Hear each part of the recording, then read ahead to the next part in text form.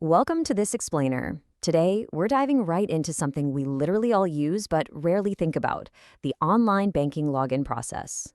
We're going to walk step by step through the Chase online banking system. We'll see exactly how it balances a totally seamless user experience with absolutely ironclad security. It's all about mastering our digital banking together. So, how do you safely unlock your digital bank vault? Because think about it, that's really what your online bank is, right? A space where ultimate, everyday convenience has to meet maximum security. Just like a physical bank uses layered defense systems, your digital bank relies on multiple verification layers designed specifically to keep your money safe. Let's look at exactly how we navigate those layers. Here is our roadmap for This Explainer. 1. Starting the login process. 2. Entering your credentials. 3. Navigating two-factor authentication. 4. Exploring your account dashboard. And 5. Ensuring a secure logout. Nice and simple. Let's start with phase 1, starting the login process, approaching the bank. Think of this as walking right up to the front doors of the branch.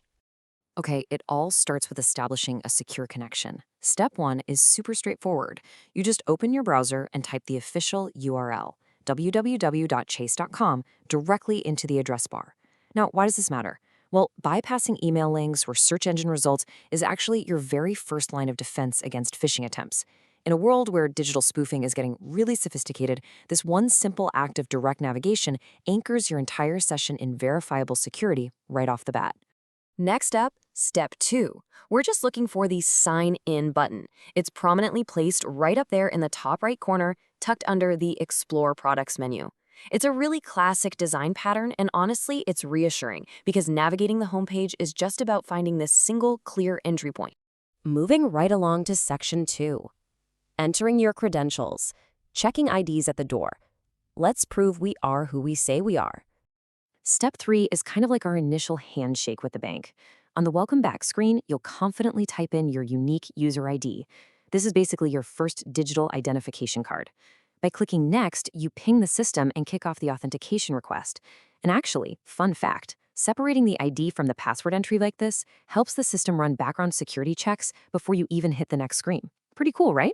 Now for step 4, the system asks for your password. The interface deliberately keeps your user ID at the top just to confirm where you are, while masking the password input to protect you from, shoulder surfing.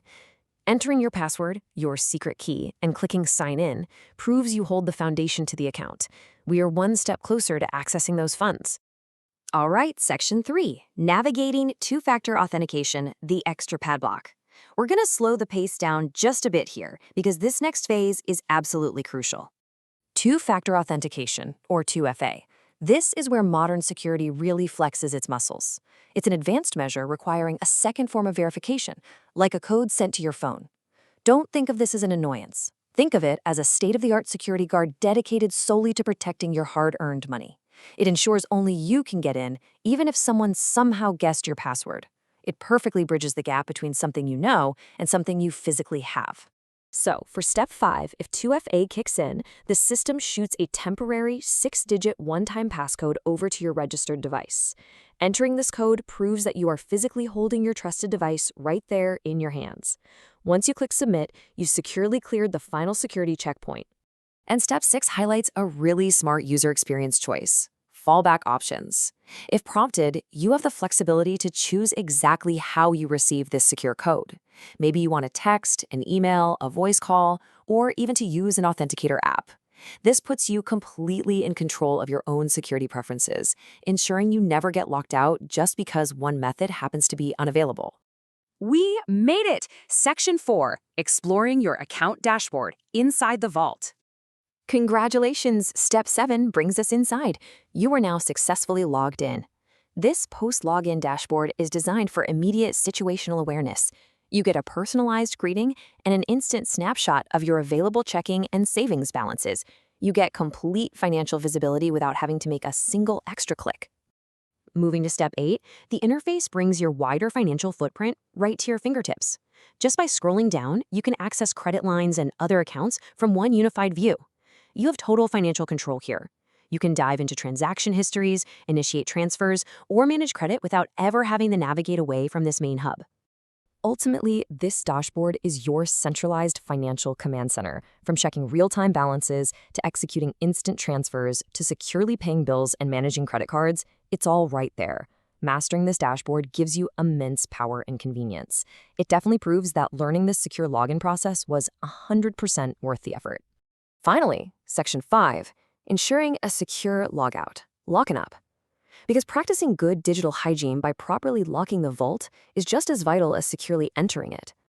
Step 9 covers this critical piece of the puzzle. Instead of just Xing out and closing the browser window, which we all do sometimes, I know, you want to click your profile icon up in the top corner and actively select Sign Out. This explicitly tells the system to kill the session and lock the door behind you. And Step 10. The system gives you a definitive confirmation screen stating you've been signed out. This visual feedback is exactly what you want to see. It's your reassurance that the digital vault is locked tight, your session is officially closed, and your money is completely safe. We've walked through the mechanics, the security layers, and the dashboard of your digital vault. Now that you securely hold the keys to your digital finances, what financial goals will you conquer next? Think about it. Thanks for joining me for this explainer, and I will catch you in the next one.